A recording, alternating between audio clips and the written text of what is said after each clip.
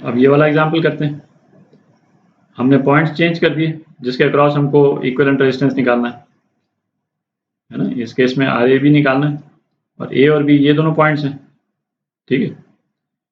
अच्छा, अब इस केस में आप देखें चूंकि ओरिएंटेशन चेंज हो गया है, तो जैसे ए और बी के बीच में करंट जो है वो इस डायरेक्शन में फ्लो करेगा, मतलब डायरेक्शन रिवर्स हो सकता है बट होगा इसी डायरेक्शन में ऑब्वियसली, ठीक है, पैरेलल टू ये इस रेजिस्टेंस के पैरेलल।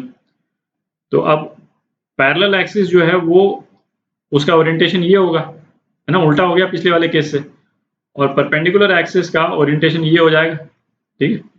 तो अब आप देखें जो पैरेलल एक्सिस में कोई सिमेट्री नहीं बन रही है ना, इसमें सिमेट्री बन ही नहीं रही है, तो कोई ऑप्शन ही नहीं है बेसिकली, और केवल परपेंडिकुलर एक्सिस पे सिमेट्री बन गई है ना। सेम लाइन यदि हम बना देंगे तो ये सेम लाइन यदि इसमें यहाँ परपेंडिकुलर एक्सिस बना देंगे तो ये परपेंडिकुलर एक्सिस पुराने वाले प्रॉब्लम जो पिछला लास्ट प्रॉब्लम हमने किया, तो लास्ट वाले प्रॉब्लम में ये एक्सिस पैरेलल एक्सिस थी, है ना। क्यों? क्योंकि करंट का ओरिएंटेशन जो था ए और बी पॉइंट्स हमारे यहाँ पे थे, ए और बी पॉइंट्स हमारे यहाँ पे थे, ठीक है। तो सेम लाइन पैरेलल एक्सिस थी, और इस केस में सेम लाइन जो है परपेंडिकुलर एक्सिस हो जाएगी। तो परपेंडिकुलर एक्सिस बना लेते हैं अपन, और ये जो रजिस्टर है, हालांकि इसका रेलेवेंस नहीं है बट मैं इसको है ना दो में अलग अलग कर दूंगा, ठीक है।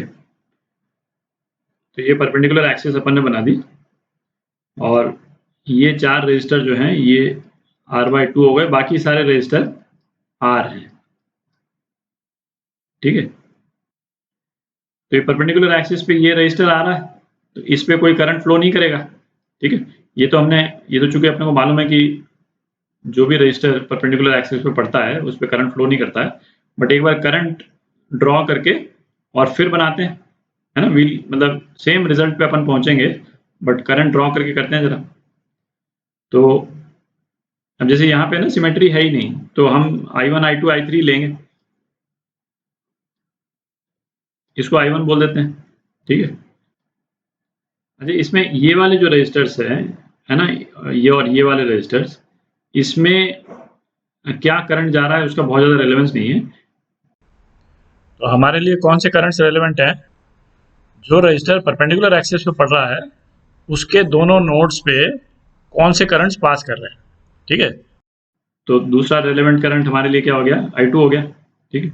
इसके मिरर इमेज वाला रेजिस्टेंस है ये, इसके मिरर इमेज में सेम करंट फ्लो कर जाएगा, है ना, ये अपने को मालूम I1, और इसके मिरर इमेज में भी सेम करंट फ्लो कर जाएगा I2, है ना। इसका मिरर इमेज जो है वो ये, तो है ना, दोनों ही केस में क्लियर है। I1 जो है वो तो यहाँ से घूम गया, इस वाले रेजिस्टेंस में गया ही नहीं,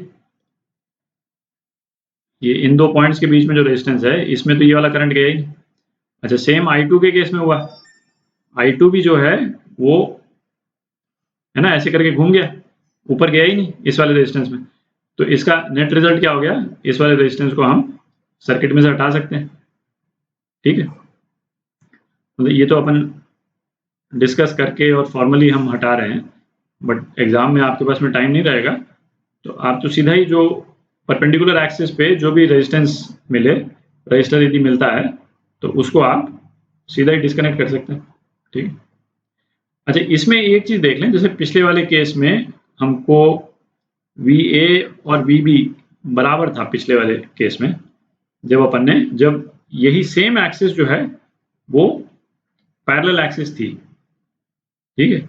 इस केस में नहीं है ना, ऑब्वियसली नहीं है, क्योंकि हमारे जो इनपुट पॉइंट है और एग्जिट पॉइंट है ना टोटली डिफरेंट हो गए, और ये पॉइंट C और D पिछले वाले एग्जांपल में सेम पोटेंशियल पे थे, यहाँ पे सेम पोटेंशियल पे नहीं है, यहाँ पे दूसरे पॉइंट्स जो हैं वो सेम पोटेंशियल पे आ गए, ठीक है। तो इसमें तो ये एक ही रेजिस्टेंस जो है वो डिस्कनेक्ट हो रहा है, पिछली बार तो दो हो गए थे, अब की बार एक ही हो रहा है। तो इसका इक्विवेलेंट सर्किट बनाते हैं, तो इसका इक्विवेलेंट सर्किट क्या हो जाएगा? तो ये हो जाएगा ये एक इधर, फिर एक इधर, ये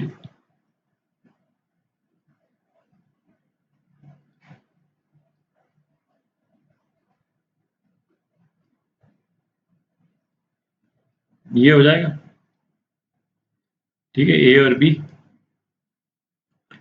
तो अब आप देख लें, इसका इक्विवेलेंट यदि हम बनाएं तो इसके ये 3 रजिस्टर्स जो हैं वो पैरेलल में हो जाएंगे। पहला तो ये सबसे ऊपर वाला कितना हो जाएगा 2R, ठीक है। दूसरा ये, तो ये बेसिकली हो जाएगा, ये कितना हो जाएगा 2R प्लस, है ना, 2R तो ये हो गया, और फिर 2R और R का पैरेलल 2R प्लस 2R/3, ठीक है, 8R/3। ये बीच वाला जो है वो हो जाएगा 8R/3, और ये कितना हो गया, ये R हो गया। तो इनको आप ऐड कर दें, इनको आप ऐड कर दें तो आर ए भी जो है, इसको ये पैरेलल कॉम्बिनेशन है, तो इसका इक्विवेलेंट रेजिस्टेंस आप निकाल लीजिएगा। तो इसको आप कीजिएगा तो ये आ जाएगा 8R/15, ठीक है। ये आपका आंसर हो गया।